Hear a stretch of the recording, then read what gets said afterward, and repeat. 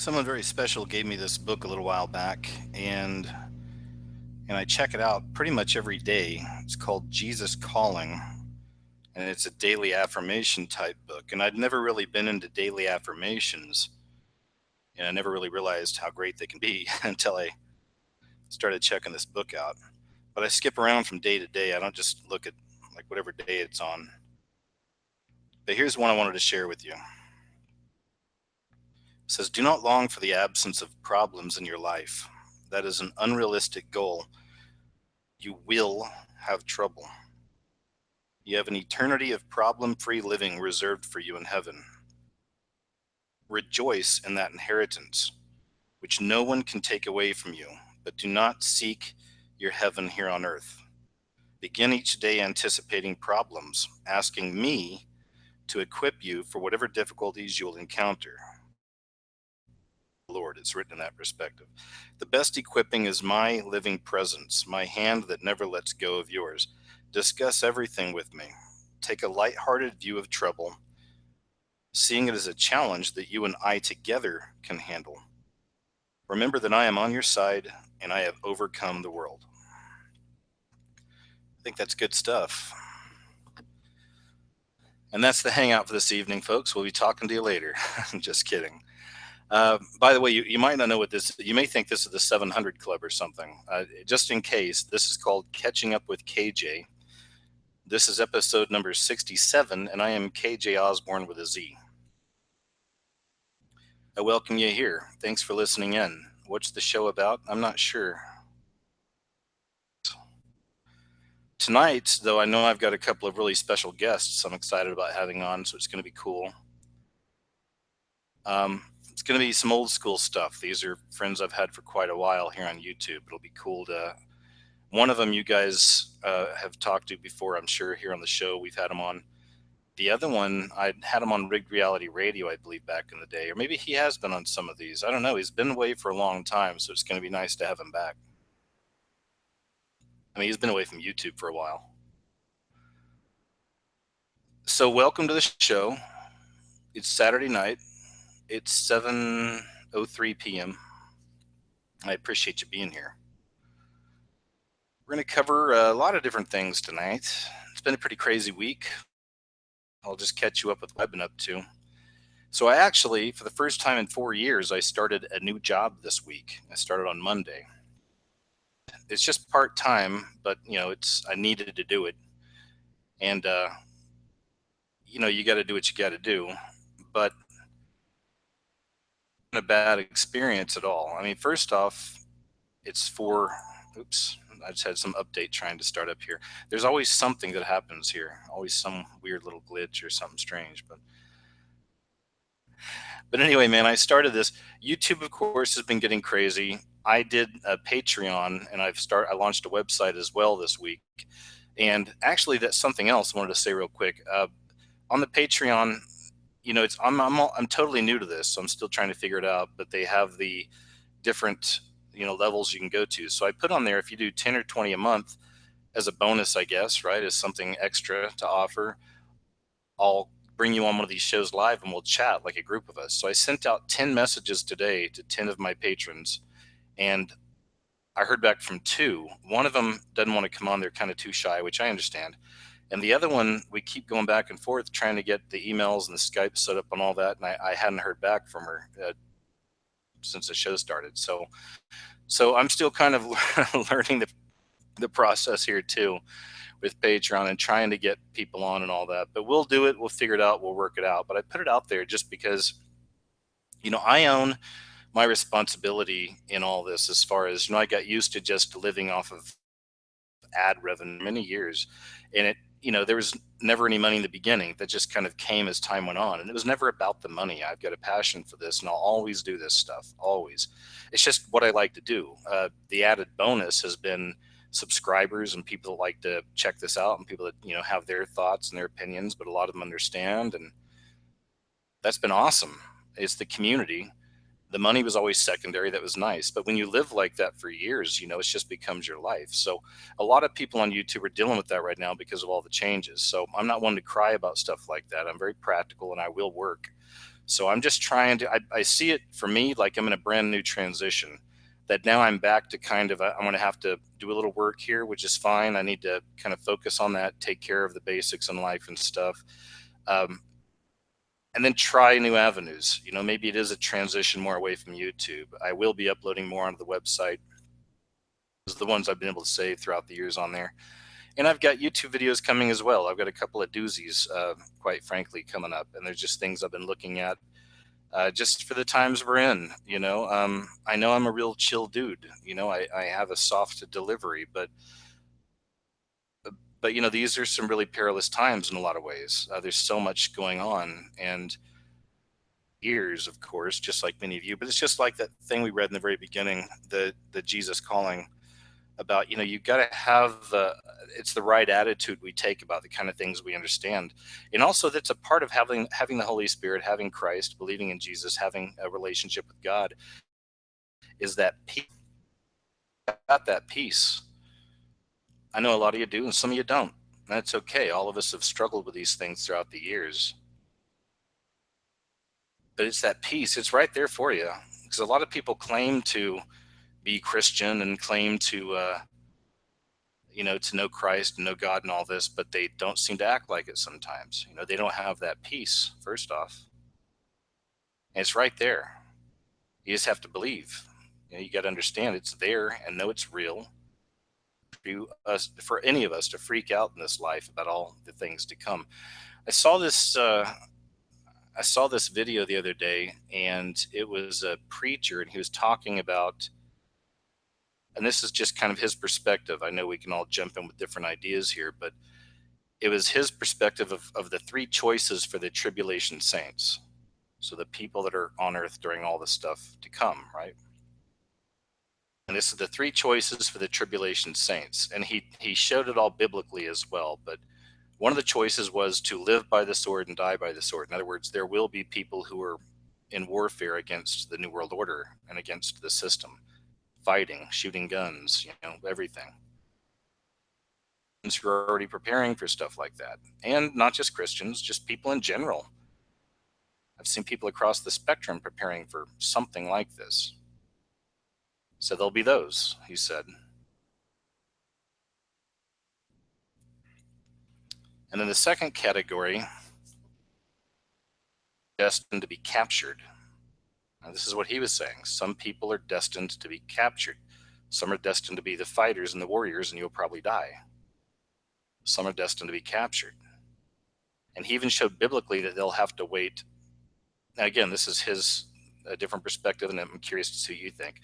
But you'll have 10 days, and he showed that biblically, that you'll have 10 days in these camps. It won't be like anything else in the past. They won't hold you for a couple years and do whatever. It's going to be 10 days you're going to get, because why are they going to spend that much money on feeding you? Because if this is what we think it is, they're going to kill people. And the third's going to be the remnant, the ones who make it off into the woods, the ones that get away from the cities and can hide and they can thrive, and that he believes God will provide for them everything they need: food, water, shelter. No, I think he says they need to bring their shelter. That was one thing. Those seem to be the three choices from his perspective. It's interesting to think about. He doesn't talk about any rapture stuff or anything like that, and he didn't mention, of course, there'll be millions of people who just accept this mark of the beast in whatever form it may come. Right? So 5 choices, I guess, kind of. But which one are you? Which would you want to be? If it came down to something like that, and if it came to those times and they really have the camps and it's all just chaos and they're coming after the conservatives, Christians, anybody that doesn't want to be a part of that beast system, really, it doesn't have to be a party line type stuff or even religious. It could be anybody. Not scared, to have to lose my head for something like that or whatever, if that's what it comes to. I don't want that for myself. I also don't plan on being the guy shooting guns at people and stuff. If anything, I'd like to think that if there is a catching away, I get to go, And if not, if we're still here, I'd rather be maybe a remnant, someone that can still be out there and trying to help people somehow. But of course, that's pretty selfish too. I admit that's the most selfish choice, I guess, in some ways. I don't know. What do you think about that, guys? What are your thoughts? So anyway, so I started this part-time job on Monday. It's mornings. The first time in like 4 years I had to wake up at 6 o'clock in the morning. I know some of you are probably saying, whatever, playing the smallest violin ever and shedding your alligator tears or your crocodile tears. Um, excuse me. I mean, I've had so many jobs in my past. Those of you who followed me and listened for years, you know this. I've had different careers and whatnot past. But anyway, it was an adjustment, so you get used to it. But the job itself isn't hard. It's something I've done all my life, off and on. It's a part of the family biz. My dad has a cleaning company he's had for over 35 years. So for years, when I'd come back home, if he needed me to jump in anywhere, I would, or whatever, right? I can always kind of fill in and go clean buildings and stuff. And I've cleaned all kinds of buildings. Opening, one of the ladies that was working for him, her daughter apparently was in an accident, so she needs to nurse her back to health for a while or something. I guess that's the plan. And they needed me to jump in. So I jumped in and I'm cleaning two places right now. It's mornings and it's all throughout the week. And like I said, I do what I've got to do. My transition, my hope is that I can eventually transition over to more crowdfunding and things like this, maybe YouTube. I'm not banking anything on YouTube anymore, but I'm kind of looking at it like that. And then eventually get back to where I can just focus on work, more shows, more videos, more this, more that, and just do that. But, even if not, like I said, I'm still going to be making things. I mean, I'm working that out with my schedule because even when I'm working and cleaning these places, I'm thinking about my videos. I'm thinking about things I feel like I need to make, what I can do to the website, anything. That's just how I think. So I'm always going to be productive in doing things. So I don't want it to sound like that. Like, if you don't help out with Patreon, then I won't be, nothing like that, man. I'm cool. And it's just, this is my passion and I love it, so I will always be delivering. And I pray about everything, man. I mean, I really do. I'm sure a lot of you do. Some of you don't, but I just say it's in God's hands, man. If this is what you want for my future and how you want me to live and be, then I'll do it. But if there's another reason, for all I know, there's people at these places I'm cleaning that need to hear some of this stuff because I'm friendly at these places. I get along with everybody. So, who knows? You feel people out. And it goes back to that same thing a lot of us deal with is, how do you talk to people about this? We learn our methods and I feel it out. I feel there's people you can talk to about this, and one of the places I'm cleaning is like, how do I explain? Well, first off, it's on a military base out here, but it's not military people I'm dealing with. I guess I'll just say that it's civilian, right? And it has something to do, like they do something with weather or something there. But it's like a 4-story building, so that's one of the buildings we clean. So, but there's a person that has to hang out with me the whole time while I'm cleaning, and I'm quiet and I just clean. But this person talks to everybody on every floor. So I'm kind of engaged in their conversations the whole time in a way because I'm hearing everything as I'm cleaning. But all of the conversations this week were all about how awesome it is that America launched the mother of all bombs on Syria. I mean, cheering it, cheering Trump, cheering that we may be going to war, don't F with America, and stuff like that. And it's just, I can't, what do I say? So I keep it a very basic conversation. I do a good job. I keep my head down. I do my thing. But yeah, cheering it.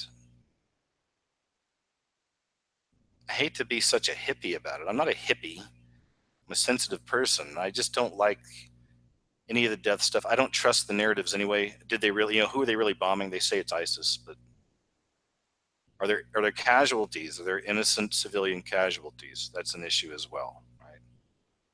Anywho, I'm rambling, and this is what I do sometimes. So what we're going to do is I'm going to jump over here, say hi. Hey guys, how you doing? It's nice to see everybody. I see Twitwit. Thanks for being here. Up. If I don't say your name, sorry. You guys go really fast here. Cole Ford, what's up? Good to see you. Sassy's here. Kang, of course, is here. Effie's doing a great job as always as a mod. Thank you. Man, this chat is so fast. It's like I can barely keep up. Maybe it's just kind of, there you go. I think it's steadying itself a little bit now. a little bit. Let's see. That's okay. I'm not even going to try to keep up at this point. I love it though. Thanks for being here, guys. I think it's great, man. It's cool to see so much going on, so much of the conversation happening here. Hold on one second. I got to go back here. We have our stalker here. Guess who's here? I saw him. Let me go back here and see if I can find him. We got to block him. Get rid of this guy. We got a weirdo in the house. Talk about some of that tonight. The cyber terrorism, cyber bullying, gang stalking. I saw Bartley Gerba in here. If we can find him, and please block him. I just had to do a video about this guy. He has a strange obsession with me. I really don't want to spend a lot of time on him. I'm literally working on a case outside of this because he's dangerous. He's a psychopath. We know he's a meth head. At least he was a few years ago, and he's been arrested in the past for menacing. This is a weird, dangerous psychopath we've uncovered, and trying to expose me, trying to expose KJ. I don't, whatever, but it's just, seriously, Bartley, it's gotten to a point of, it's creepy. It's creepy. So we can't do that anymore, okay? I don't want you in here. We got nothing to talk about. You'll see soon enough how I deal with people like you. All right? And it's not any kind of a veiled threat. I'm going through the coppers. So anyway, I lost the guy on here, but if you see Bartley Gerba, and he looks like a creeper, and he is, he's creepy, and he's obsessed. He's obsessed with me, which is weird. But if you see him, let's please block him. Here we had the threat on one of my videos from one of Bartley's sock accounts that he was going to be attacking the show tonight. So it's just weird, dude. Like I said, I told you on the video, I thought it was funny for a while.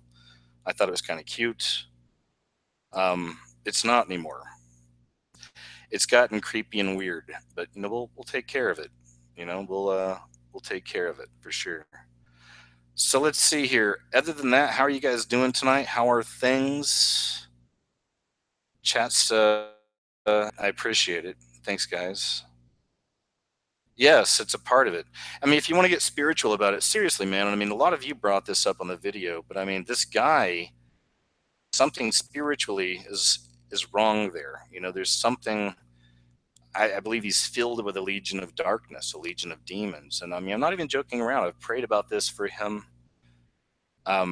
It's fascinating, but it's also a good lesson for all of us. I think this is a real example of somebody who's filled with something wicked.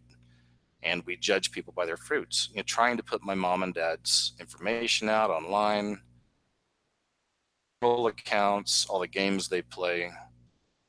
It's weird, and he's busted.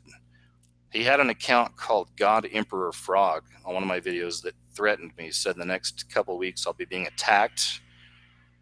And then after that, it said that Bartley would be attacking the show tonight along with his friends. But if you went to God Emperor Frog's channel, you find the three biggest trolls and shills in there. And that's Bartley Gerba, Zachary Hubbard, and Russian Vids. And those names popped up in all the hacks of my Twitter and Facebook and all that stuff as well. I mean, these guys they're a known little troll community. And they have tons of fake accounts. I showed some of that in that video on Bartley. It's weird, man. I mean, now that we're on the subject, it's also, like I said, it's kind of fascinating to me. I mean, this is dookie, tinfoil hat stuff. This is a real creepy, weird troll network. And one of my subs brought this up, that maybe that's what happened, is that how does someone get this obsessive over somebody as Bartley is towards me? Unless he's, wants my buns or something. I don't know. And I don't swing that way, Bartley. It's no offense. But if that's your thing, fair enough. It's a confusing world. But it could be that he's obsessed with something else. Maybe he's jealous of the channel. He thinks I have too many views. Maybe in his mind he really does think I'm a scam artist or I'm this bad guy or something. But it's those fake pictures he's put up of this blonde-haired Jewish guy or whatever, that it's me, and saying I faked my injuries. And you know, from my perspective, it's weird. He throws out all this random stuff and acts as if it's true, and his channels can keep getting stricken down, but they'll keep coming back. He has new ones that keep coming back, and this is what he does. So why does someone do something like that? Where does the obsession come from? Or, as one of my subs pointed out, maybe he's paid. So this afternoon I was looking up things on gang stalking, professional gang stalking, cyberbullying, stuff like that. Time and time again in these articles I was reading, it kept talking about how a lot of these people are actual felons. They've been arrested before, they're dangerous, and they're used by the government or the police to do exactly stuff like this, to go online and stalk as many people as they can that they believe are putting out information that the system doesn't want out there. And this stuff really happens. Itself. And it's interesting because Bartley was arrested a few years ago for methamphetamine and for menacing. So he's back online menacing people. This is what he's doing. He's menacing not just me, he attacks other channels as well, but the kid doesn't stop. So maybe this really is a truly like a paid shill organization. Or maybe they're all just psychopaths that just hate anybody that, you know, has more views than them or something. I don't know. I can't make sense of it all sometimes. But it is interesting to me, and it's my approach to it, you know. But anyway, we'll leave it at that. So hi, everybody. Thanks again for listening. Thanks again for listening to me whenever I just, oh, there's God Emperor Frog right there. This is a fool that I definitely don't want around. I'll do it myself. See you later, God Emperor Frog. It's a channel with, like, again, all three of them are hanging out with each other. Russian Bits, Zachary Hubbard, and Bartley Gerba. So there you go. I think you're gone now. Maybe somebody else can do it too. But yeah, we don't. Yeah, good. I get rid of you. Bye-bye. It's one of the best things you can do to these people is just take their voice away. You know what I'm saying? All right, so hey, you know what I'm going to do? I'm going to go and switch gears here just a little bit, and I've got some people I wanted to bring on, and it looks like they might all be ready. I've had a few messages here, so hold on one second, and let's see what happens here. All right, guys, I'm going to send you a link right now, each one of you here in Skype, all right?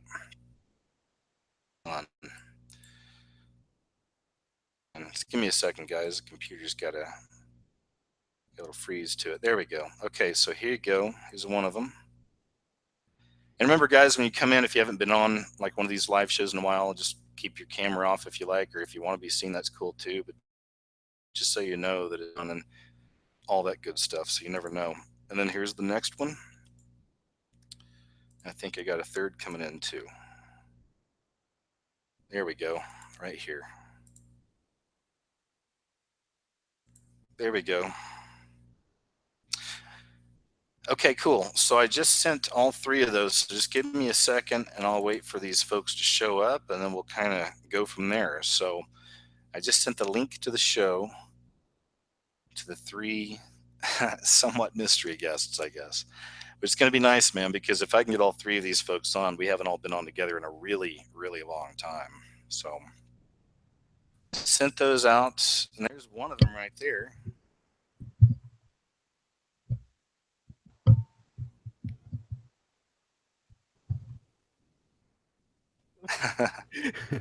Hello, KJ. Hey. Can you hear me? Yeah, man, loud and clear. Good to have you. How are you? I'm good, man. I'm good. I didn't know how I would come in because I just finished my own show, and that was under Supreme Lord, or not Supreme, Free Radio Revolution. But here I am now. It's all of a sudden made me Supreme Lord Commander. So, well, man, I'm glad you're here, Jeff. This is Jeff C, folks. And I don't know, Jeff, I'm getting an echo on your end. I don't know if you have the volume up in the back or anything. Hang on a second here. I know you just got off a show. Yeah, hang on. I'll put the volume down. All right. Is that better? Yeah, that's much better. Thanks, man. Well, guys, this is Jeff C, real long time. I invited two of our other friends as well. I'm still waiting on them to jump in, but it'll be Casey Enter the Stars and also Aaron from Police State Radio. So this will be a bit of a family reunion because it's been a while since we've all had a chance to chat together, you know? Yeah, it's been a while, I know. There's been so much going on. I saw your video this afternoon, and I felt really bad for you because I know what it's like to be stalked and all that. So, you know, Yeah, yeah, Um, you had a real run with all that yourself for quite a while, didn't you? yeah, yeah. So, it's a difficult situation to deal with because you don't know whether you should ignore it or you should respond, or and often responding makes it worse. And but then often ignoring it doesn't work either. So, I just hope that folks that are out there listening understand that it's not easy for us to do this type of work. They don't like what we do, so often they're going to find people that will do their dirty work for them and harass you and stalk you and stuff like that, and it's quite disturbing. So Yeah, I really. no, you're right, man. And I mean, that I'm the type that'll just turn the other cheek a lot, but I'm also a slumbering lion. Like you get to the point, it's like, okay, dude, I get it, and then you have to be like, all right, so we'll go ahead and respond and do whatever. But I guess a lot of it's just the approach to it, and you're right. I guess you got to figure out your own trolls these situations from time to time, or some people will. And when you do, you just have to kind of figure it out and try to figure out what it is. Is this a literally like a government type program? Because like I was saying just before you jumped in, where does this obsession come from for people where they spend all their time on you? Is it money that's driving them, which is normally a force, right? Or could it be freedom, or could it be mania, Could be which a all number of three, things. right? Often they will employ people who have certain mental conditions to do this type of work because it's something that they're more inclined to do. You really don't know. I mean, you can, like you've done, do the research on the person, find out a bit about them.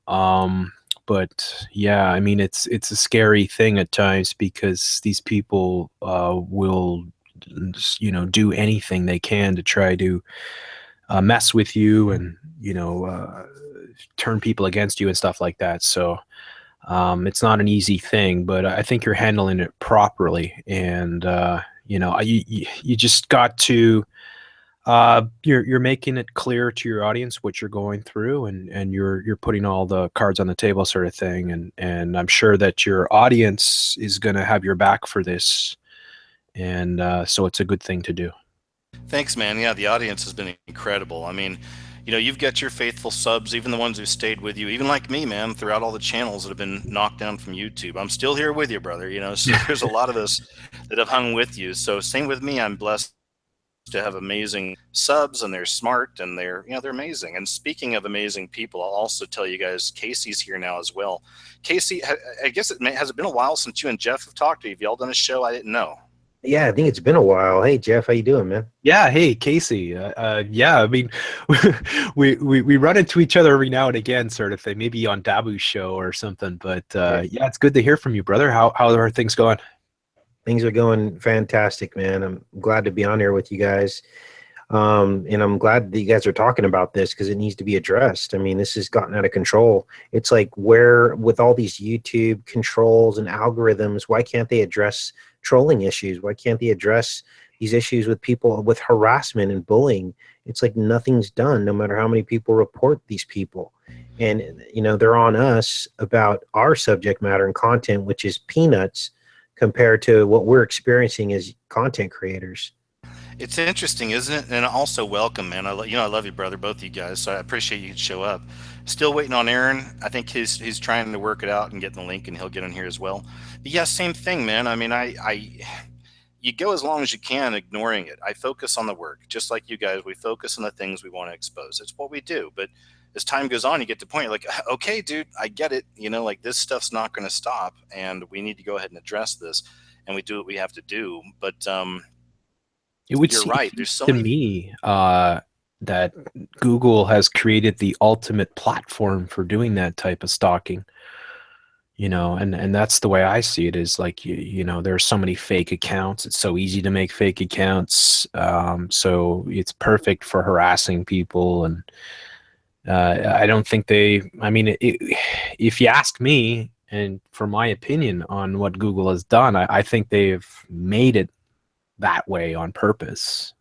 Yeah, that's, man, seriously, that's the conspiracy. But I mean, or the grand conspiracy, but it feels that way. But you know what also it is, and I think maybe we can all agree on this is the real testing time for all of us. I mean, and even those this will, people who said, oh, they're doing it for the money, not people are going to see, like, this is it. This is it. This is the real testing time for all of us. And if you really want to put stuff out, you're going to put stuff out. I know they're not showing the views I get on my video. I've been doing that since November.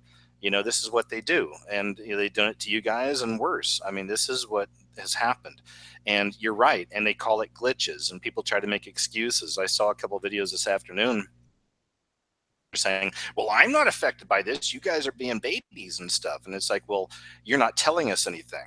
These content creators that I'm talking about are like goofballs that just do goofy comedy crap, and like, that's it.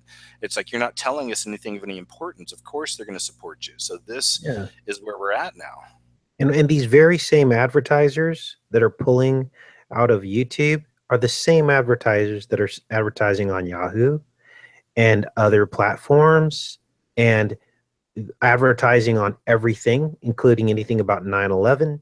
But for some reason, when you come here onto YouTube, those very same advertisers are pulling their ads. So see, it doesn't make any sense. I think the whole thing is a psyop. And really, YouTube is in bed with these advertisers, but they're putting on this pretty face, right? Of we have to pull this content because there's hate speech. Well, what about all the hate speech that they're advertising on the other platforms across the web? That's true, man. No, that's true. And I was gonna do I may still do it, a video on this, because I was looking at YouTube TV and all the channels they're bringing in.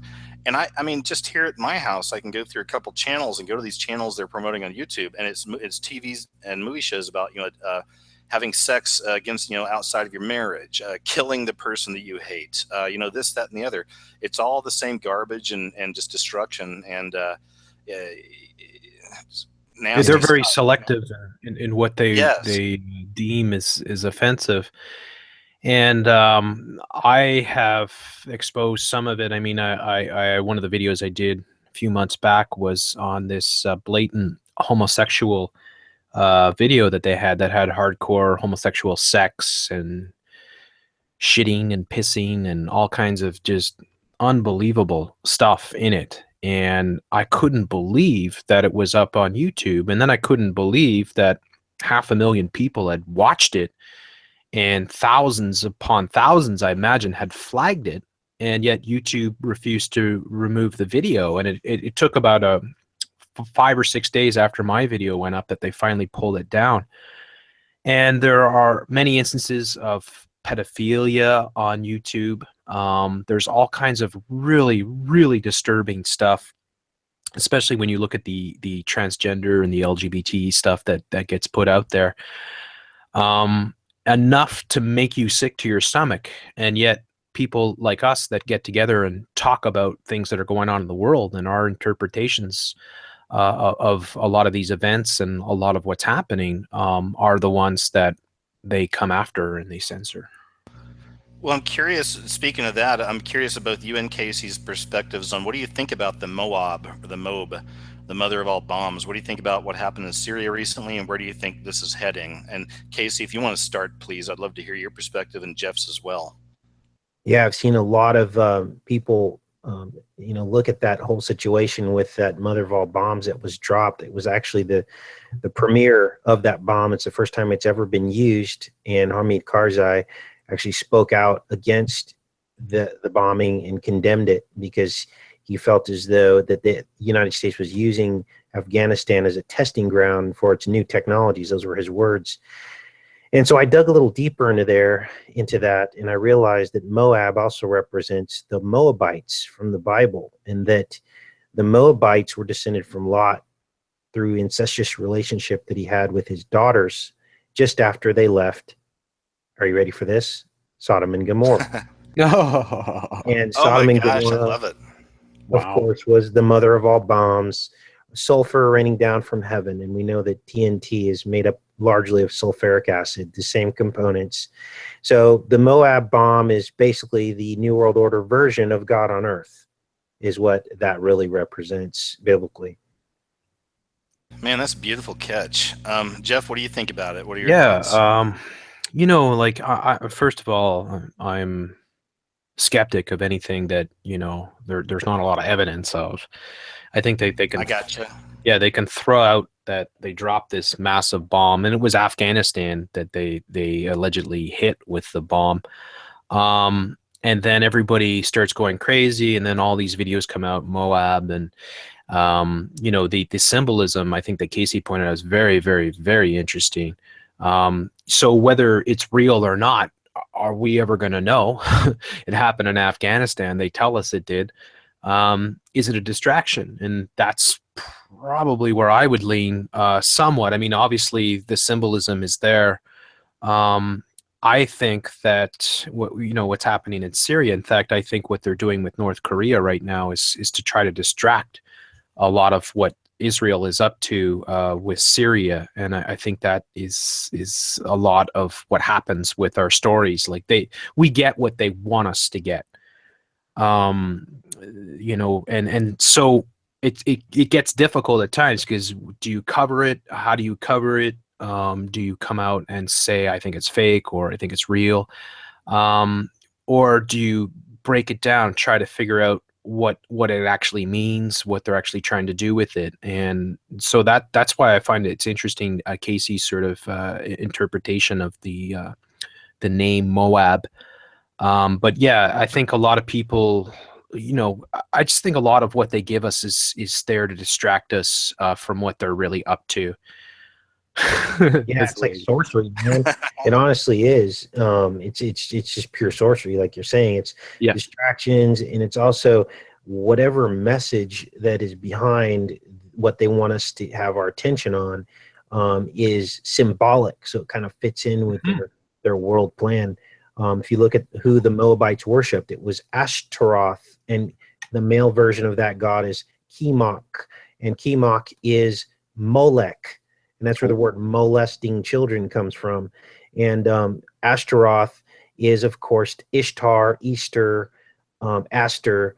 And this bomb was dropped the day on the eve that Christ would have been resurrected after the Passover occurred this year. So all this is biblical. It's spiritual. No way. And that was also 100 years to the day of World War I, too, wasn't it? Or is that the right? I think so. Pretty close. I think so. I think that's the same thing. So it's, again, back to the ritual they do right in front of us. It's like today is April the 15th. And the big event that happens today is at Berkeley, which is the clashes between the Trump supporters and the Antifa, which was something that was highly telegraphed and orchestrated. And we know that sort of a Zionist organization behind it sort of thing. And that this happens on April the 15th, 2017. Now, what's significant about that? Well, the event is called Patriots Day. What was the movie that just came out recently with Mark Wahlberg? It's called the same thing, Patriots Day. And what was that movie about? Well, it was about the Boston bombing. When did the Boston bombing happen? Well, it happened on April the 15th, 20. So you guys are bang on. I mean, the dates for these things, whether they're real or not, the symbolism behind them is definitely real. And I think with the Sodom and Gomorrah references there, I mean, that's exactly what we're seeing, a reincarnation of, unfortunately, in this day and age, where they're sexualizing children, normalizing pedophilia, and making umpteen different genders. It's really, I mean, you gotta say it's satanic what they're doing. No, it really is. And, speaking of dates, I'm waiting on this Thursday. It'll be 420. So, of course, that's the big weed day, and it's also Hitler's birthday. So I wonder if they'll pull something off then. But as for the LGBTQYWX, whatever else, yeah, that's another one that, I follow that trend as well. I know you guys do too. And I just think that we're literally living in the idiocracy. We're living in the age of anything goes. They're making the world, they're turning the world upside down. So they're trying to make us lose logic. It may upset some people out there, but this is why I think that the flat earth thing has been pushed so hard as well. It's just a part of it. And some of the Mandela effect stuff to a degree. And Like anybody who stands for good morals and something nice on TV or movies is just they're the idiot, they're the dork, they're the piece of crap. Everyone hates them, and then the narcissist is always the hero. I mean, they're turning everything upside down, and now they're even confusing your genders. You know, what are you? You don't even know anymore. It's whatever you think you are, right? It's like Common Core, 2 + 2 is 5. I mean, we're watching the idiocracy. Yeah, and I think the pathway to pedophilia, that the argument that they're going to make is that a man who wants to act like a child will be considered a sexual preference or a gender. I think you covered on one of your shows men who dress up as babies or something like that. Was that you? Yeah, man. Yeah, that's one of them. It's crazy. Yeah, and so once a man can safely and psychologically identify as a young boy, and you see this like with this Pizzagate stuff, and the guy who owns the ping pong, he's an adult man who owns a ping pong restaurant where a bunch of kids come in. Under any other circumstances, that would be very suspicious activity, but he's given a pass because it's Washington, D.C., right? And as soon as that is identified as a sexual gender, then they're going to say, under the law, it's not illegal for two boys to be having sex. And that's how they're going to pass this, I believe. Oh yeah, yeah. It's already. Yeah, man. I mean, go ahead, Jeff. What do you think about that?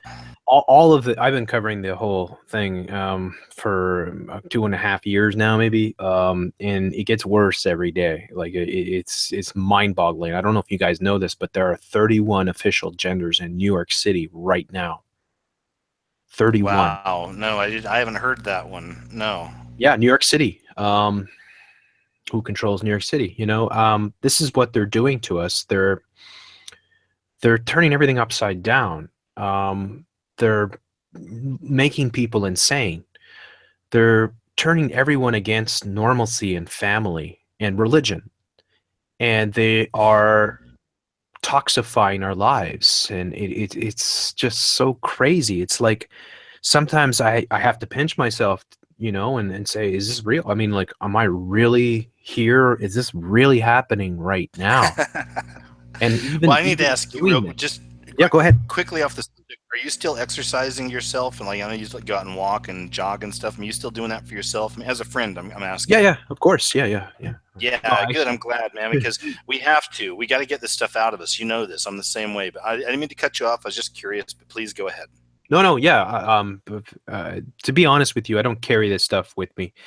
I deal with it when I do a video or a podcast, and that's the way of yeah. And then you cleanse it out of your body, sort of thing, and hopefully you help some folks out. But yeah, it's all going down, and the people that are responsible for this are very, very bad people, and we just got to try to come together and identify what they're up to and try to protect people from it and help folks out as much as possible to protect, especially the children, because they're the ones that are unfortunately the major target.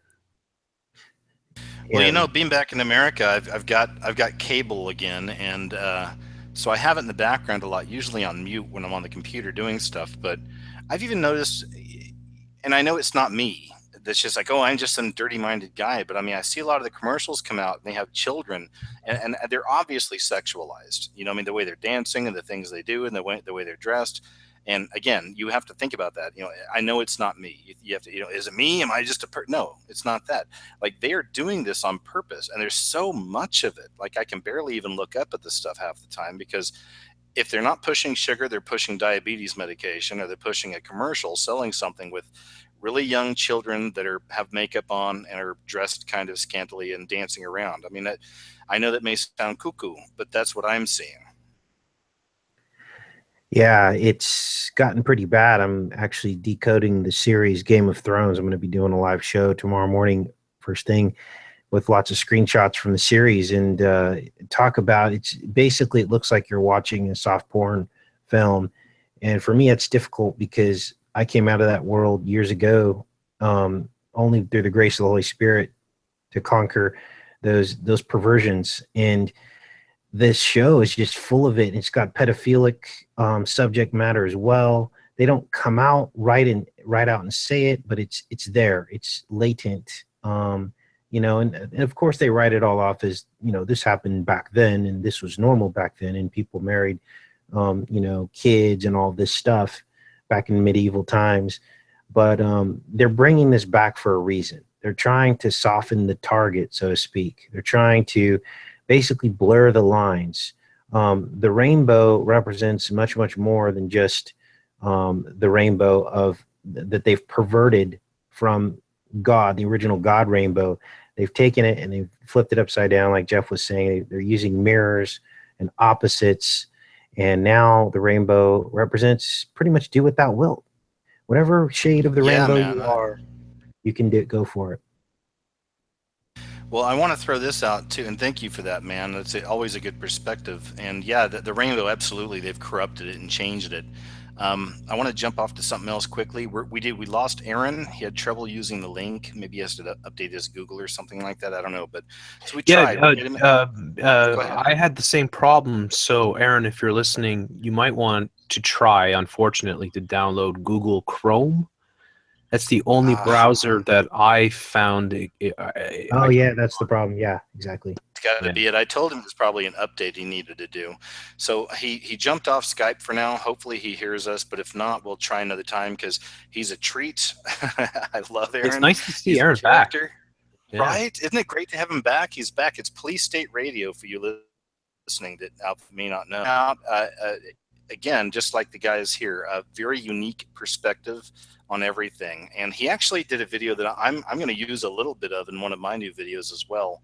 It's something he saw, and I think it was the day that Trump was on an airplane and he was talking about bombing Syria. There's some like momentous occasion happening, but in the background there was a TV screen on this airplane, and it was showing, unbelievably, of course, I mean, to me, because I focus on the symbols, but it was showing the devil, like a representation of even Saturn, I think, over its cauldron, and then coming up to the screen with a black hood on and nodding its head back and forth right next to Trump's head as he was talking about this whole thing happening in Syria. And that, again, this is why I love Aaron. One of the reasons I love you guys for different reasons too, but Aaron's got that perspective. So I'll be putting that in the video as well. But that's crazy. Along with other things. Isn't that crazy? But it just goes to show you, right? You guys can talk about that if you'd like, but I also want to throw this out as a subject. I saw in the chat a little earlier, they're talking about something came out recently, a scientific study or something that said that most people in Israel aren't actually Jewish, like by blood, right, by lineage or whatever. And it raises the, quote, Jew question, which I don't have a problem with those people. Again, I have a problem with the synagogue of Satan, you know, the false Jews and everything. And we go back even to the trolls. That's one thing that Zachary and Russian Diz and the other guys and Bartley will do is they try to say everyone's a Jew, right? This is a thing. So what are your thoughts on this whole Jew thing? I get this on a lot of my videos. Why don't you talk about the Jews? You know, I mean, and I all of them as a so-called race. But what are your thoughts, fellas? Whoever would like to lead. You got something? Go ahead. Well, if you want to know what I think, I can tell you. Hey-o. No. Okay. There's a line between the elite and people. We know that. That is the line that we should be concerned about, not the line between our brothers and sisters who are in the same, you know, from different cultures around the world. Okay. The elite control everything. And I believe that the elite Jews are the false Jews. And that's not a bad thing to say, just like I believe all of the elite of this world are bloodlines of the fallen angels. You know, it's really, you're not saying anything much different than that.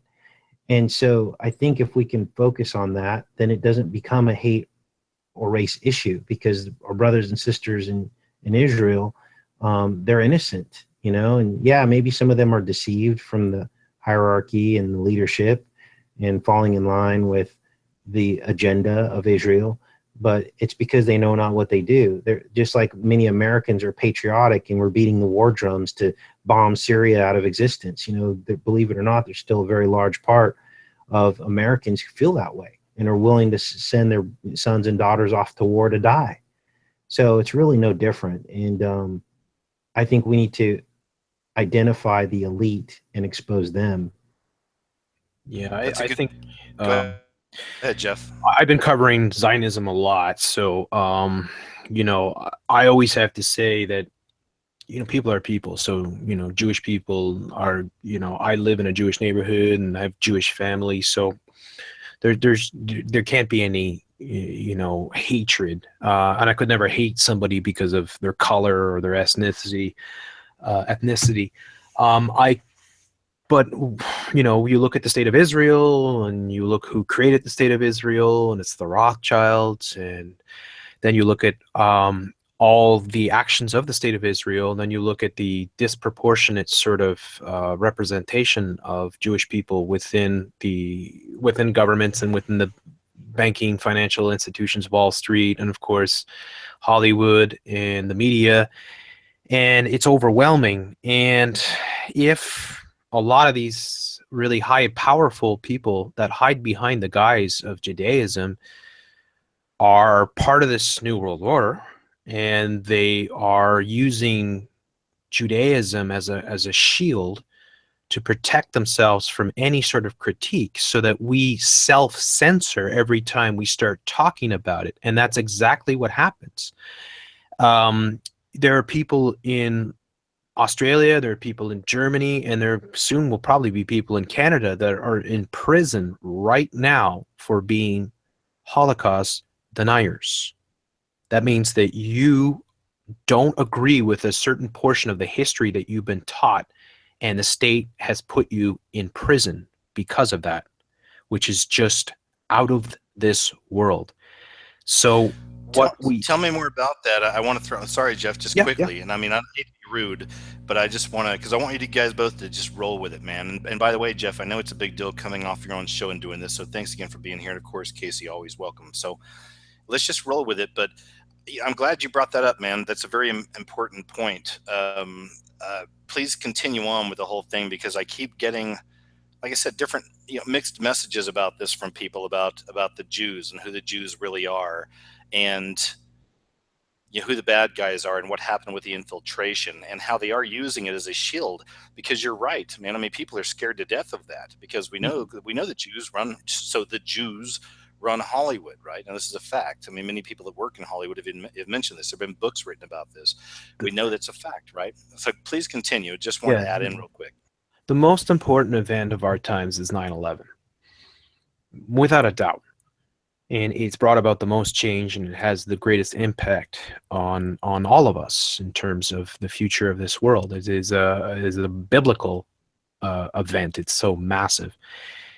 And when you get into it and you examine it and you really, really dig deep into all the research, you realize that there is a huge portion of Jewish elite that were involved in bringing that about.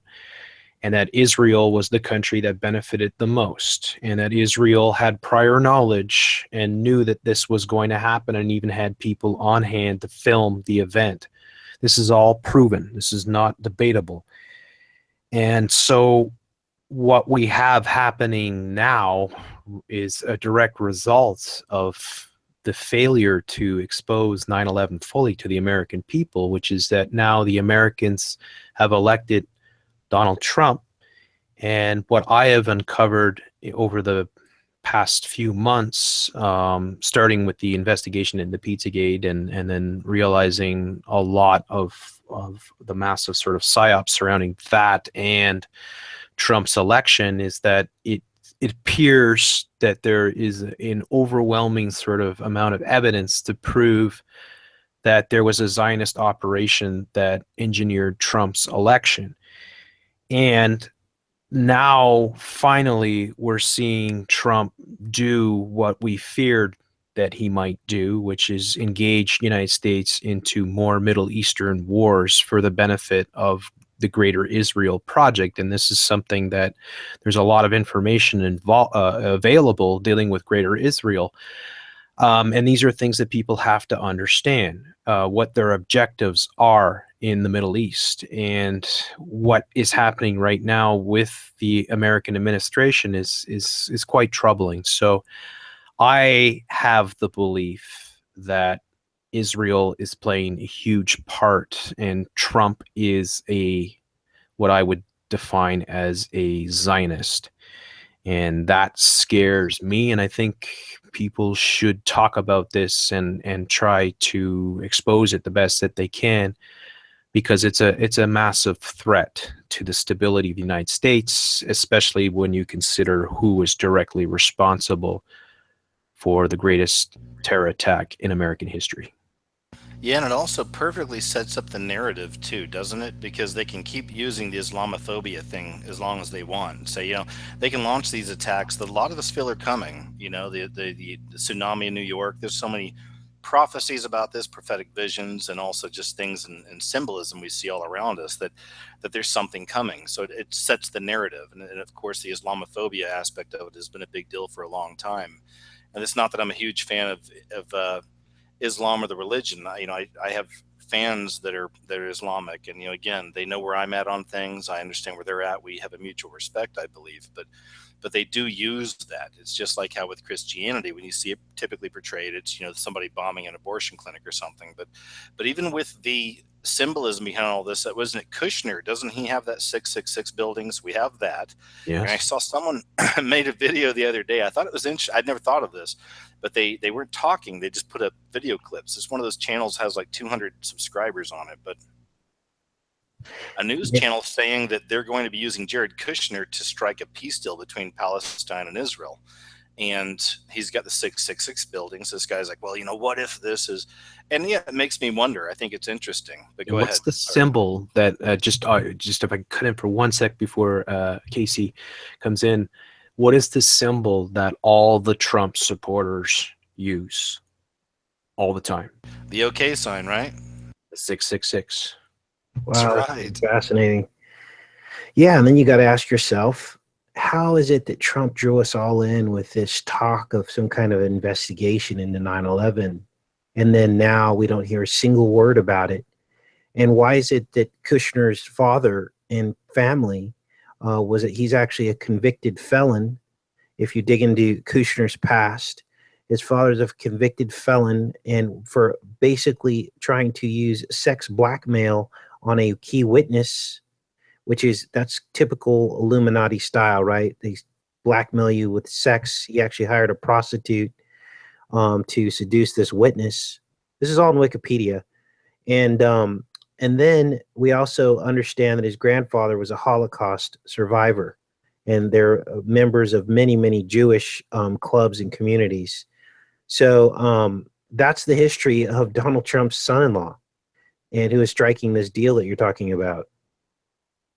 So you heard about that, right? That he's the one that's going to be involved. And I had never heard it. If it was just somebody talking over a picture, I probably wouldn't believe it. But when I saw the news footage actually showing this and how it's going to go down, I was like, what? But then it raises the question back to Obama. Is he fully out of the picture? I've been working on a video for 2 weeks called "If You Think Obama's Done, You're Out of Your Mind," and because I have to wait because there's more to come, I feel, and I'll finish it. But any thoughts on that at all, fellas? I mean, as far as like world players, and also how close do you think we really are to World War III? What are your thoughts, Jeff? If you want to jump in, then Casey, please. Yeah, I try not to first of all, getting like what you said before about doing exercise, getting out, and not allowing this stuff to consume you. I don't ever want to be a doomsday sayer and think that World War III is around the corner and stuff like that. So you won't hear that coming from my podcast.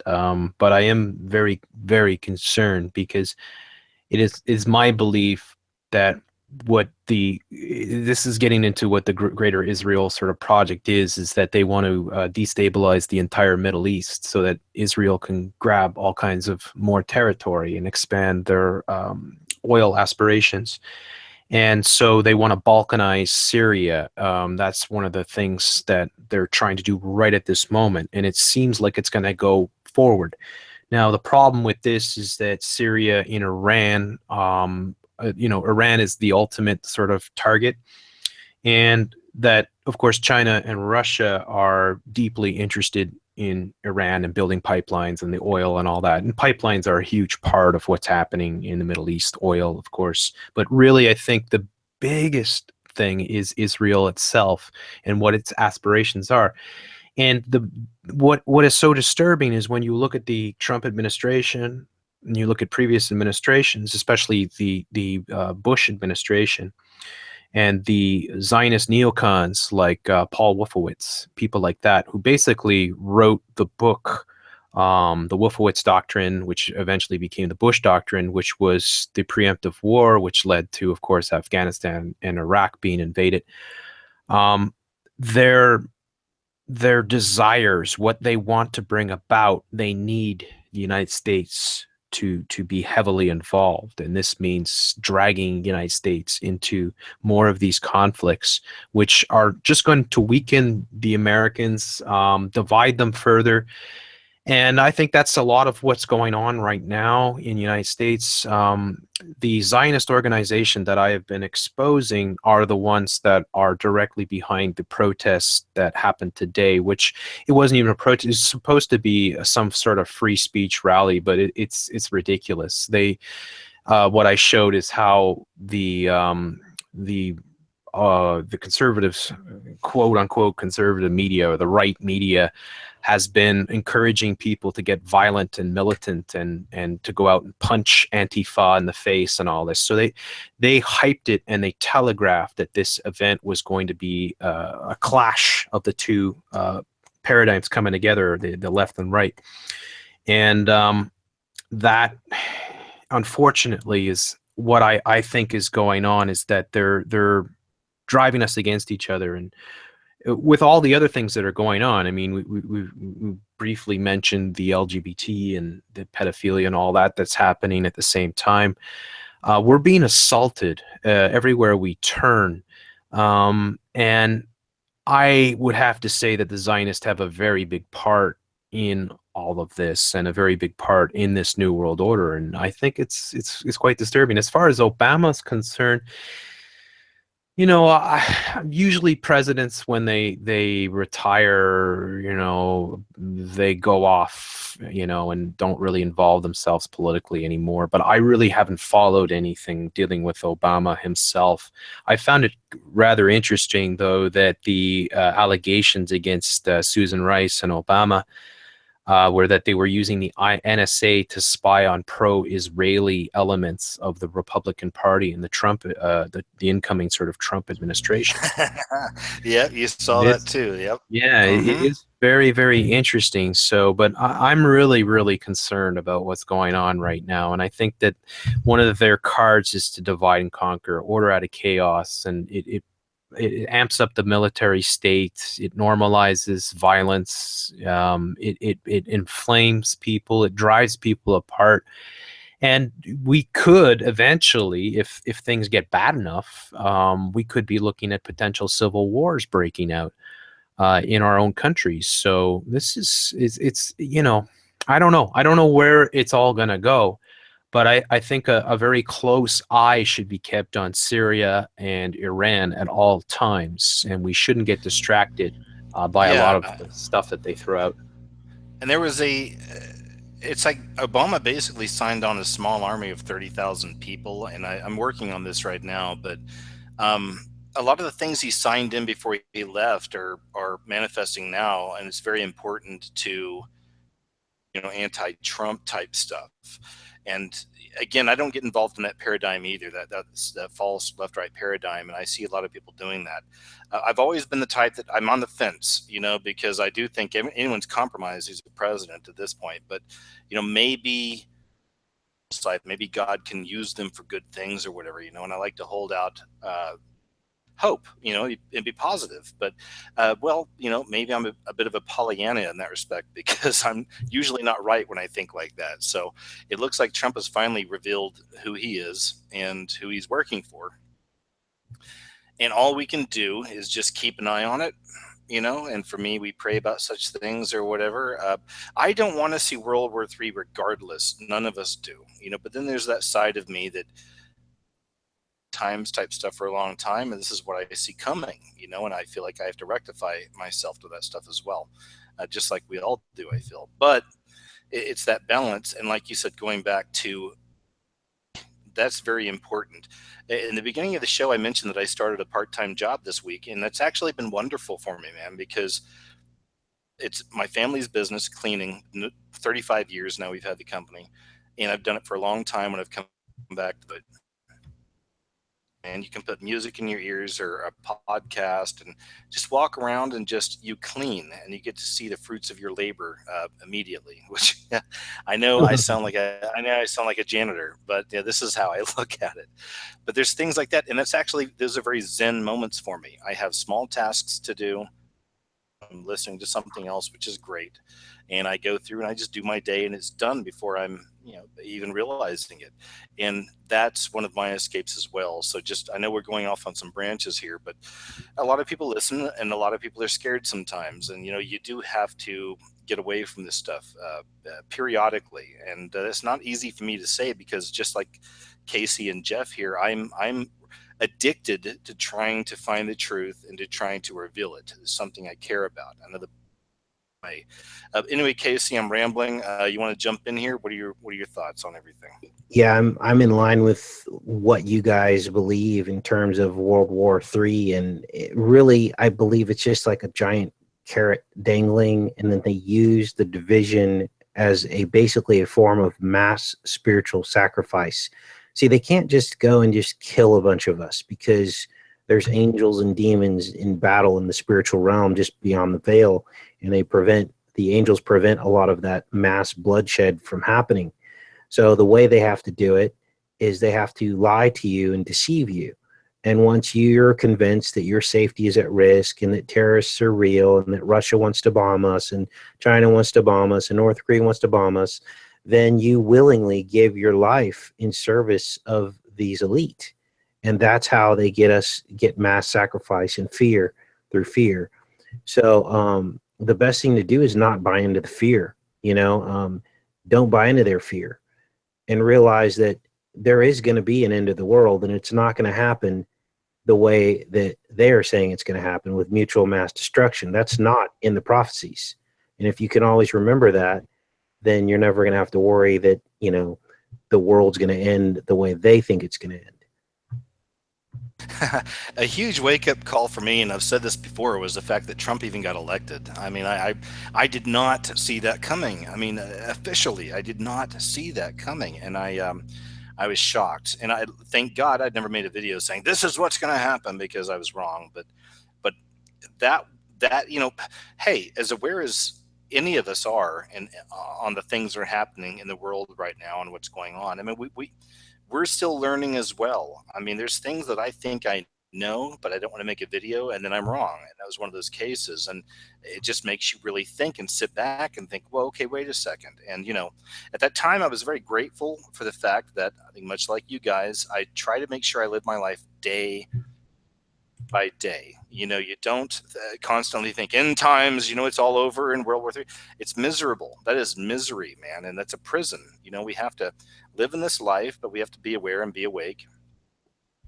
Videos and other people as well, or other people's videos as well. And then, I guess if you get scared, step away, man. Take a break. In fact, if you're a spiritual type person or a follower of Christ like myself, read more into that. Study more of your faith, outside of a religion. If it's not that, for me, it's nature. Get out in nature, man. Get alone. Some of my friends think I'm a goofball out here because I like to go out to the lake by myself sometimes and just walk around during the day if I can, and that's very important. Get back into nature. No one else around. God there. I know some people may think that's insane, but this is what I do. And just enjoy just the quiet and the surroundings. But I know I'm rambling a bit again. Jeff, Casey, anything? Yeah, at the end of the day, you got to take care of yourself and your family and your loved ones, and enjoy life as much as possible. And despite everything that's going on, we're not individually going to stop anything. We can work together, though, to try to get everybody to do a little bit. Like if everybody just does a little bit, like a good analogy would be like, say, like a comet or asteroid was heading towards Earth. If you get it early and you push it just a little bit off course, it's going to just completely miss the Earth. So like we could look at that and say, like, this current, where we are on right now, we might just be able to divert the direction that they want to take it in just a little bit, enough to give us a chance. And yeah, at the end of the day, don't allow yourself, you're not going to be any use for anybody out there, least of all yourself, if you're getting yourself all depressed and hysterical about what's going on. So definitely don't allow yourself to be brought down. I mean, I know that when you hear these stories and you absorb a lot of the media, and it's the media today is so toxic and dangerous and inflammatory, and it's so opinionated. It's like there's very little genuine sort of media out there. You have to realize all media has certain agendas and angles in play and stuff. So don't allow yourself to be brought down by this. And if you are, then definitely pull yourself away and take a nice long break. I do it all the time, and it does a world of good, especially if you're feeling down about what's happening. Well, I want to throw this in too, and switching subjects. And thanks, Jeff. Casey, what do you think about this? What is the future of this movement? And again, I hate the truth movement, that term. It wasn't around when I started on YouTube. I've seen it develop, but I guess it is what it is. But I mean, where is the future? Do you guys think? I'll start with Casey on where we're going with this, man. I mean, what's it going to be? I mean, our own websites and stuff like this, or do you think YouTube's going to turn around?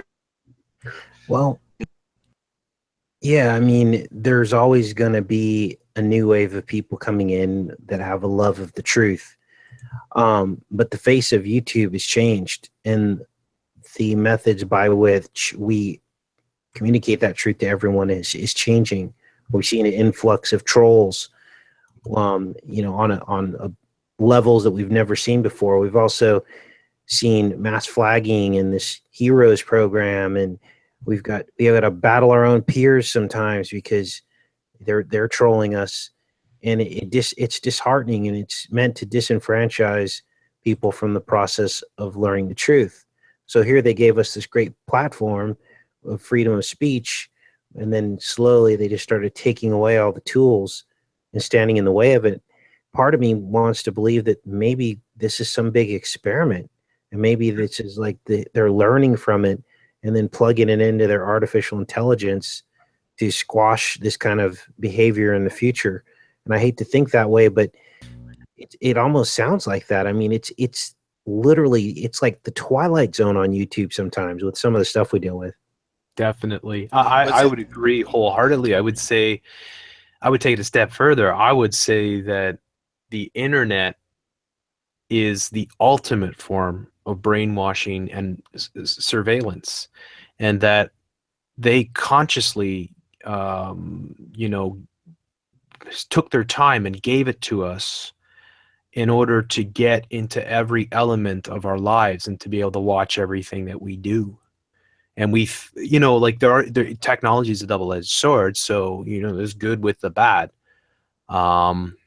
And as I'm saying that, I'm looking at the symbol of Google Chrome, and I just realized it's a 666. Wow.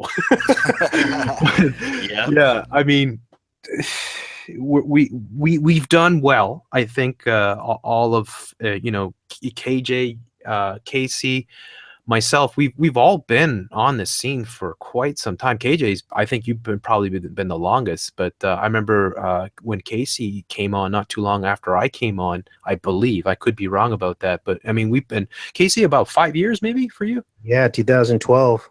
Wow. Yeah. So same here. And KJ, how long has it been for you? Man, I mean, technically 2009, but I started uploading at 2011, and it's crazy because you guys both mentioned 2012. I noticed that 2012 to 2014 for me were the golden years of YouTube in our community. I mean, so many great channels got started back in that area, and so much great information coming out. A lot of those channels they're no longer here with us. I mean, you guys know this. A lot of channels disappear, right? But yeah, remember the Courageous Nerds? Yeah, I yes. loved them. And you know, and I loved them, man, because yeah, they did some pretty wild stuff, but I love the wild stuff too. But I love Courageous Nerds. Yeah, they Yeah. disappeared. That's one. And go ahead. Yeah, I was just that's a lot of good channels came and went. You know, a lot of them just couldn't handle the pressure. A lot of them got actually shut down off of YouTube, just deleted. Um, so you got to look back and say, okay, what happened? And then you got to look at YouTube today and say, okay, where is all this headed? And now what I see here, and I'm going to be honest, is that YouTube has become impacted. It's become impacted with a lot of fluff channels that are just here for the money. And what that's done is it's changed the face of YouTube. And part of these revisions that they're doing is maybe it's going to even the playing field. Maybe we're going to have, you know, the people that are in it for the money who can't get a dime until they reach 10,000 views on their channel. Maybe that's going to weed Yeah. out some of the smaller channels who are just here for the money. But I'm seeing also, you know, sex sells. I'm seeing a lot of that now. I'm seeing beautiful people getting on and showing their face and, you know, getting 100,000 subs within 6 months with very little content and getting millions of views. And you got to ask yourself, how is this happening when channels like mine and yours and Jeff C's have been around for such a long time with really great content and thought-provoking stuff? Yeah, I would Yeah. argue that a lot of it's astroturfing, and this is a term that everyone should be very familiar with, because we run into it over and over again. And in case you're not familiar, I'm sure you guys know, but for the audience, astroturfing means when organizations rig numbers to make something look extremely popular, so that people buy into it.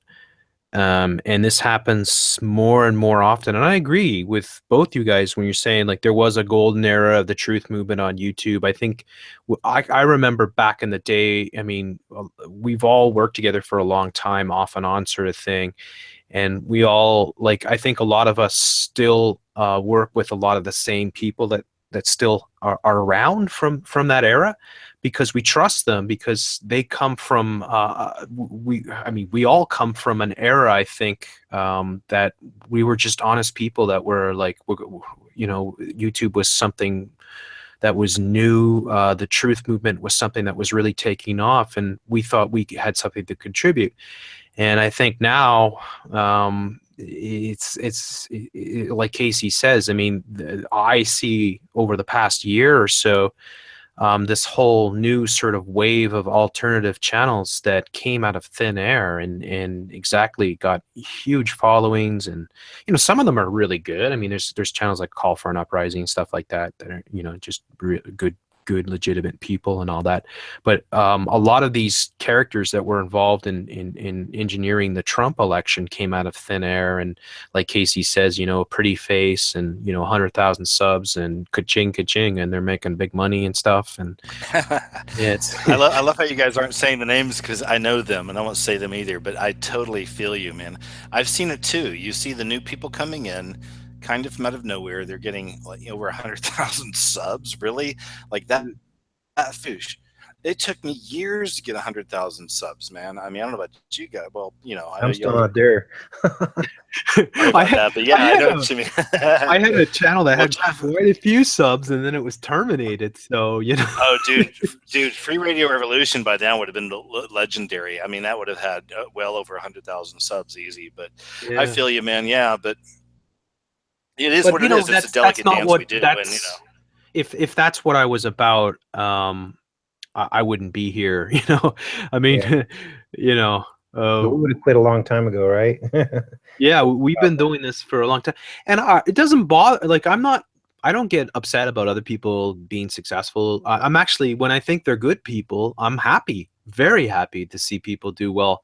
There's a lot of newer channels that I've been working with and supporting, and I'm thrilled to see them do well because I think they're legit and they're doing really good work. But there's also just a lot of you know, shill channels that have just popped out of nowhere. And that's difficult because they're what I think is going on. I think it's pretty clear is that they're establishing these outlets to carry the narrative, so that they That's a good can, point. yeah, so that they can be the ones that people turn to, and then those are the stories that everybody wants to hear about because that's the narrative that's being pushed. And so, yeah, it is concerning, but what can we do? The mainstream truth movement, right? And then a prime example, like you just said, was Operation Elect Trump, where probably 80% of the truth community forgot all of the stuff that we had exposed, forgot all of the values and all the things that we rejected in the left-right paradigm, and they decided that they were going to believe that Trump was different. It's unbelievable, right? It's like all of a sudden, man. And Trump you know what? is And a the answer. lot of people lost their credibility on that one too. Unfortunately, there were a lot of channels that I'd followed for a long time as well, just loosely, but they were really into that. They were really on the Trump train. But they keep on ticking, and they got more subscribers than ever because people have a short memory. Unfortunately, and I say this a lot, and I don't mean to be despondent or sound down about it, but unfortunately, people that push a lot of BS often rise to the top really quickly, and I think it's evidenced also not just in the truth movement, but also in popular YouTube channels. There's one channel that I covered, this girl named Tana Mongeau, who basically made up a whole series of videos claiming that she's been being stalked all her life by this psychopathic sort of stalker. And I went through and it's kind of ironic because we started off the podcast talking about it. I went through a great deal of I was suffered from a lot of stalking, and it was very traumatic. It was a very difficult thing to go through. And a lot of people don't know the full extent of it. Very few people do. But I started examining this Tana Mongeau character and her story and started ripping it apart and found out that she was lying and manipulating and taking text off the internet and just like going through extremes. So this girl, Tana Mongeau, is now making millions of dollars a year. This girl will travel across the United States, showing up at these meetings with her fans, and their fans will show up in droves, hundreds of them, and they'll buy T-shirts and they'll pay, $120 to get their photo with her, sort of thing. I mean, these people, they're making massive money, and they're liars, they're frauds, and it's a really bad example for a lot of kids out there, because then they see this and they realize, hey, I don't have to be honest. In fact, it's better not to be honest, because chances are I can, if I sensationalize things or I can outright fabricate things, and I make, and then there's a like in the Keemstar sort of world, with and I know this because of Supreme Lord Commander and doing the entertainment, all the drama type channels and stuff like that. There's a lot of exposing that goes on about fake pranking and stuff. So pranking is something that a lot of channels have used to propel themselves to unprecedented sort of popularity and financial fame. And then, of course, what happens is most of these pranks or most of these things that they do are completely staged, and it's found out later. But by then, they've already collected all the subscribers, and people have a short memory. Yeah, that's Joey Salads type stuff right there. I saw a video from him earlier where he was complaining.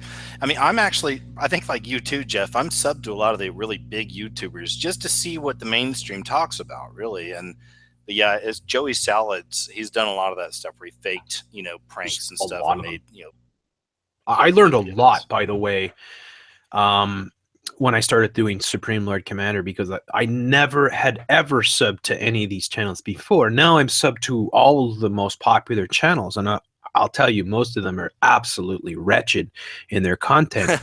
And on top of that, whether it's unwittingly or I would suspect it's probably part of the deal, they're pushing a lot of these agendas, including the LGBT agenda, and things like global warming and stuff like that. So they are definitely using YouTubers, and I would highly suspect that the PewDiePie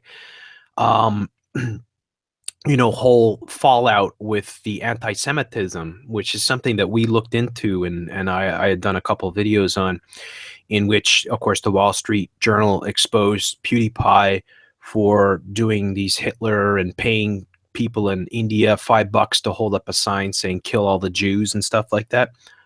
I would suspect that those are actually Zionist psyops, and that they were put in, they did these things in order to condition people into a self-censorship so that they won't call out Zionism and they won't call out Israel and stuff like that. So yeah, there's a lot of nastiness going on. Yeah, nice catch, Casey. Please go ahead. Yeah, I think he's part of it. He's just too big to do something that's stupid. I mean, think about it. You're making millions of dollars a year on your YouTube channel. Are you really going to go there and start talking about Jews? I think they're all in on it together. I think they throttle certain channels. They propel them to the top. When I do a show each week on the top trending videos on YouTube, and then I show how those videos should all be flagged and taken down. But because YouTube's double standard, they allow these rappers to make gang threats to other rappers with half-naked women dancing in their underwear and bra while they're counting dollar bills and saying the N-word and calling people bitches. And that's acceptable. But if we have an opinion on politics, that's not acceptable. If we mention 9/11, that's not acceptable in a title. It gets defunded.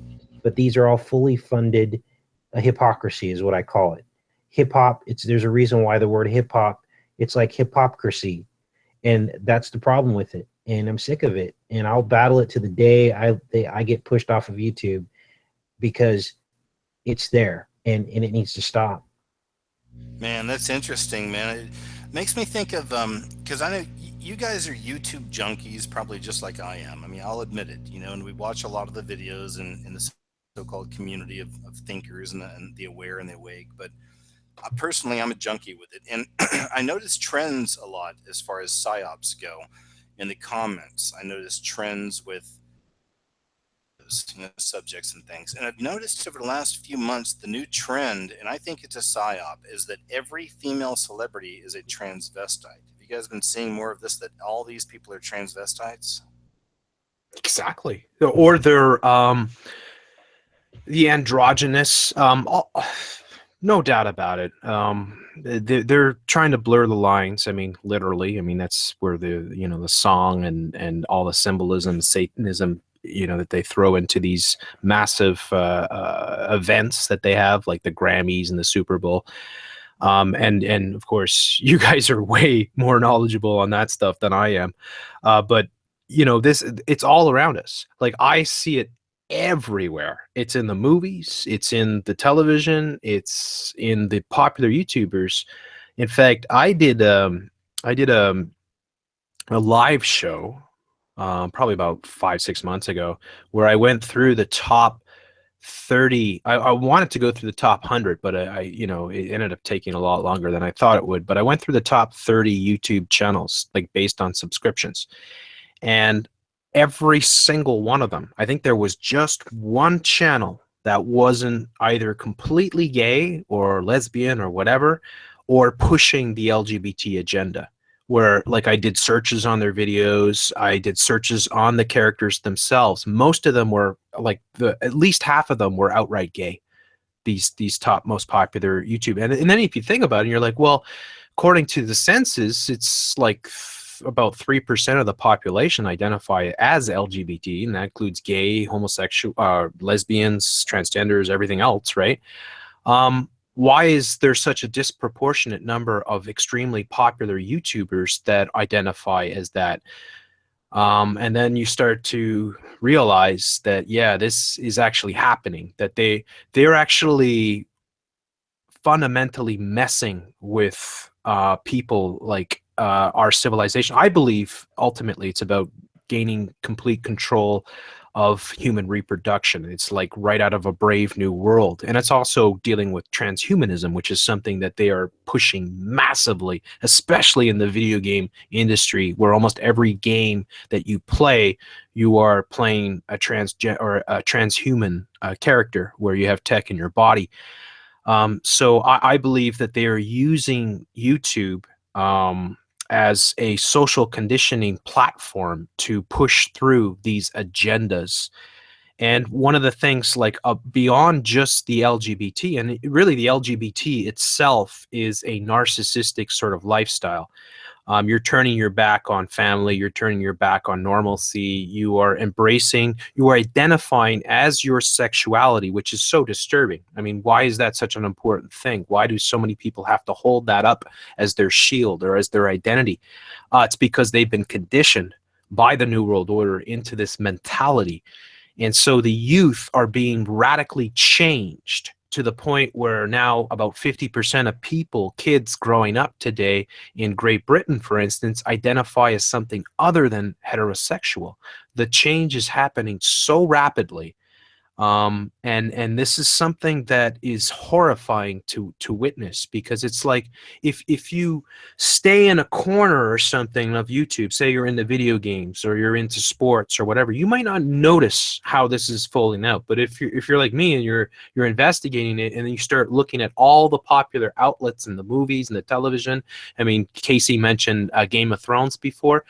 George R.R. Martin is straight out of Hollywood. I mean, he worked for decades in Hollywood, and is, as a writer and a screenwriter and stuff like that. So he is heavily involved in this social conditioning.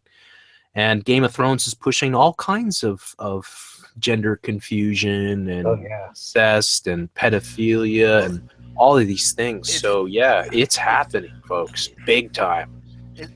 It's interesting because the Georgia Guidestones, as some people say, the 10 Commandments of the New World Order. I mean, one of the commandments is to maintain population under 500 million, I think, or something like that. So that's a part of it, and it reminds me that wrote A Clockwork Orange. It was a movie from Kubrick, but originally it was a book. Anthony Daniels maybe was his name, but the book he wrote before that, I believe it was called The Demon Seed or The God Seed or something like that. Is all about a future where everybody was homosexual, and it's all about a heterosexual couple living in that world. There's all these rules to do with, population and who has babies and whatnot. It was a very interesting book, so you guys can look that up. But there's even another show coming out called A Handmaid's Tale on Hulu. It may already be out this month, I'm not sure, but that's from a book as well about the New World Order and about yeah, I've read that one, by the way. So yeah, we're getting a lot of that coming out. And I was adopted personally. I was adopted, and I've always wondered when I was younger. I get it now, but why do they not push adoption more than abortion? At $300 should get you an abortion. It's pretty easy, it seems, but adoption, you never really see that as an option. But I get it now, because it's just not a part of the system. It's sacrificing our children all over again. Go ahead. Yeah, and I'll tell you, I really suck at bowling. And when I was a kid, they would put those bumpers up on the side, and I would try not to hit the bumpers, but you'd always feel the bumpers. And that's how I see the New World Order, is that for those of us that we see the bumpers, we see the nudging, the gentle nudging, the slow progressive conditioning. We see the gradualism of change, the overrepresentation of minority groups to normalize certain behaviors. And those are the bumpers that are sending us into the strike zone. Yeah, that's the heavy burden it takes. And that's why, like, as we've mentioned several times, that it is important whenever you're feeling really worn down to pull yourself away. And remember, I mean, life still goes on. You can't really control what they're up to, but you can help expose it and try to protect people from it. And I think a lot of the answers are in us turning our back on their system and pulling ourselves off their grid, taking control of our own lives, taking control of the production of our own food and energy and stuff. And with the technology being, I say the double-edged sword, that you can do this. You can, like, we're using the internet right now. We're not using the internet right now to identify as, garden furniture or something, right? We're actually talking about what's going on.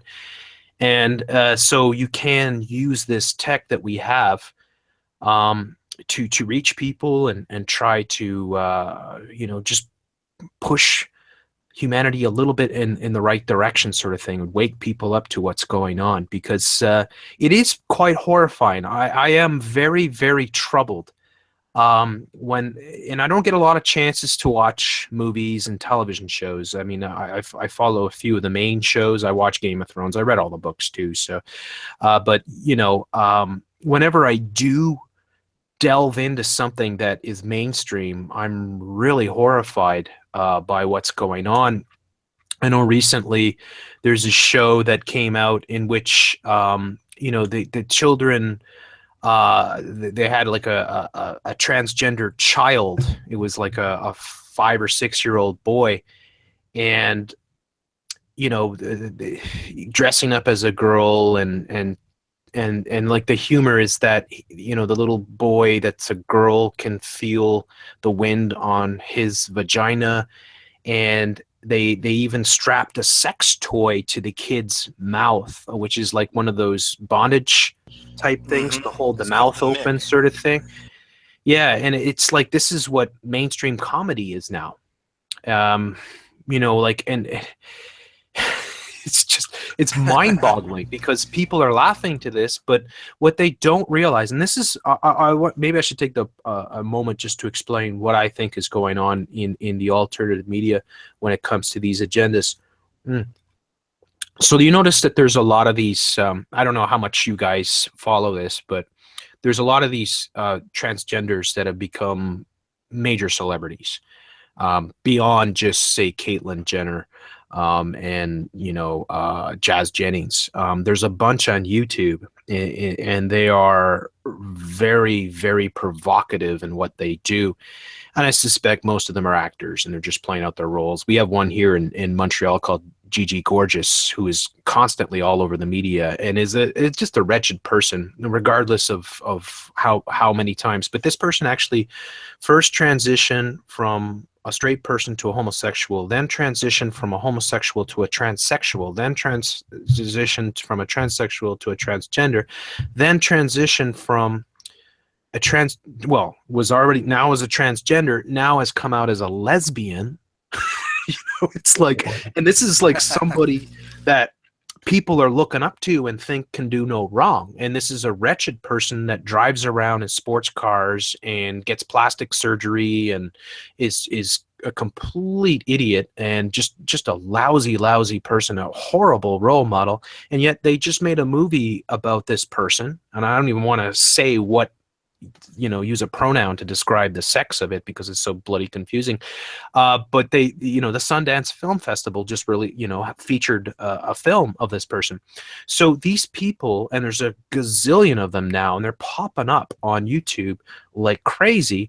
They are putting out these inflammatory things like, I'll give an example, Milo Stewart, who would come out and say all cis people are transphobic, homophobic, racist, misogynistic and all this, like they say the most inflammatory things. And what they've done is that most of these characters, you probably wouldn't know who they are, but they have set up a whole team of social justice SJW critics who now feature these people prominently on their channels. And these people are making a lot of money. They're getting hundreds of thousands of subs. They're becoming extremely popular. And they are not at all exposing what the agendas are. They are merely doing what, making fun and making humor of what's going on. But they won't tell you anything about what these agendas are and what they're really up to and who the powers that be or shouldn't be are and what their objectives are. And it's very, very disturbing because I remember, and we talked about this before, I remember a time when YouTube and growth was organic, and if you worked hard, you could get subs and you can get a following, and it was, we've been there. We've all, struggled really hard to build up an audience. These people come out of nowhere, and they carry the narrative. And, that's what I see is going on. I see that YouTube itself has become a massive social conditioning platform, and it's horrifying to see what they're doing to kids.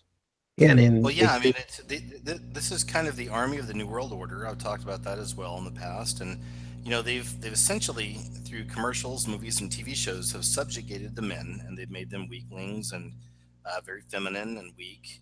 There's a True Car commercial with this guy, basic dude ever, and he's you'll have to look it up sometime. But all of them are like, "Hi, welcome to True Car." He's very. There's just nothing there. This is a basic person. But I mean, it's just one example. They've really subjugated men. Every action movie nowadays pretty much is a woman as the main action figure. No offense to that. That's okay from time to time. I get it. But when it's all the time, we positioning. So they've turned the world upside down in that respect.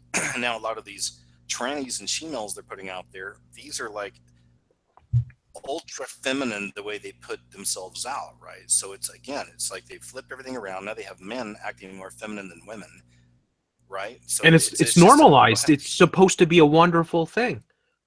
Like, you're not allowed to criticize that now. Yeah, even though the plumbing's all wrong, you're just not allowed to criticize it. And when you talk about the reversal of the roles, I've done a lot of videos on this. Look at Star Wars. It's like one of the best examples. It's Disney, of course. So, it's coming right out of the satanic bowels of Hollywood, pedophile Hollywood. Yeah, there's so much symbolism in that movie. I mean, Rey, come on, right? And we get back to Yeah, the sun worship and stuff as well. It's astonishing what they're doing. I want to throw this out. I want to throw this out real quick for you guys too, and just and see what you think about this. But speaking of the way that they're conditioning us through movies and entertainment, recently I saw a movie called The Belko Experiment. Have you guys heard of this movie? No. I've heard of it. It rings a bell. I just can't think of you what. You can look it up. It came out. It's the guy that directed and wrote Guardians of the Galaxy. James Gunn is his name. He's the guy that made this, or is behind producing it and writing it. But anyway, and I know this stuff. I mean, this is the scariest movie ever, right? So I have a background in this stuff. It's where I get a lot of my video ideas. So I watched this movie out of curiosity, and it's the most New World Order in a long time. The symbol for the Belko company is an all-seeing eye. It's just halfway cut out, and I'll put that in a video probably soon. And the slogan is bringing the world together, and the whole idea is it's this group of people that work in an office. They've been there for like a year. It's somewhere in South America, and one day all the windows shut up with metal bars and stuff to where they can't get out. And over the intercom, a guy says, there's 80 or 90 of you within the next half hour. I want 30 of you dead. If you don't comply, they'll blow up these little chips they put in the back of your neck. So that's just like Battle Royale. Battle Royale, exactly. This is the new Battle Royale, and it's just, but it's interesting to have, of course, the symbolism there and bringing the world together, and it makes me think of the real persecution that could come, or that they would love to see. They want to see this come, where they can destroy anybody who doesn't follow this whatever system they want to put into place. I mean, that's the kind of my approach on it. But it was one of the most violent movies I've seen in a long time. I would not recommend this for the more sensitive at heart. Again, folks, this is what I do.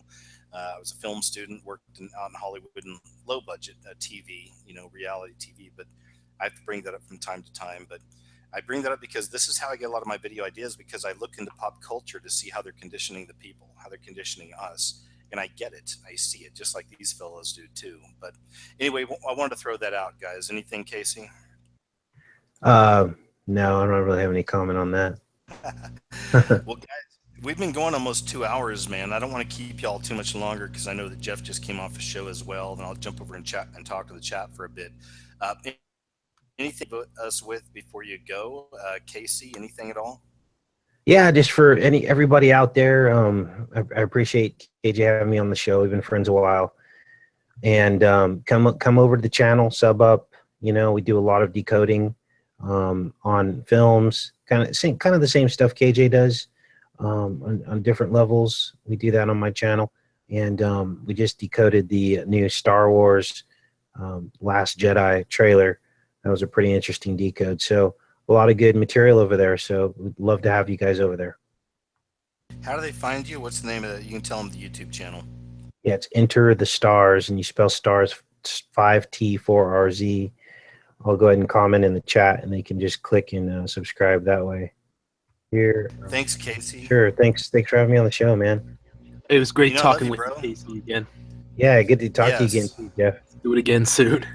Yeah. I'm glad y'all got a chance to chat. It's nice having you back together, man. I'll talk to you in Skype, Casey, man. Take care, and I'll talk to you later. And All right. Jeff, Have a good anything night, else everyone. for us? Yeah.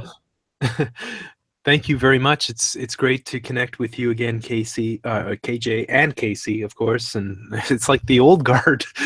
I know, It's right? too It bad we feels couldn't good. get Aaron on the show, but yeah, we're grizzly veterans here. We've been in the trenches for quite a while, so I have a lot of respect, especially for you guys. I mean, so much good material. I'm always blown away.